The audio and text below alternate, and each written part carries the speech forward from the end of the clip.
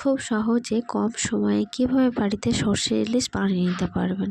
তো প্রথমে আমি একটা জায়গাতে নুন, হলুদ আর তেল নিয়ে ইলিশ মাছটাকে মাখিয়ে নিয়ে পর একটা বাটির মধ্যে আমি 1 চামচ পোস্ত, হাফ চামচ হলুদ সর্ষে বা সাদা সর্ষে, হাফ চা চামচ কালো সর্ষে, নুন, লঙ্কা, কাঁচা লঙ্কা, শুকনো লঙ্কা, একটু অল্প পরিমাণে আদা আর সর্ষের তেল দিয়ে জল দিয়ে ভালো করে পেস্ট করার পর একটু জল দিয়ে বাড়িয়ে সেটাকে ছেঁকে নিয়েছি। ছেঁকে নেওয়ার পরে কড়াইয়ে আমি একটু সর্ষের তেল দিয়েছি, কাঁচা লঙ্কা দিয়েছি, সর্ষে ফোড়ন দিয়েছি।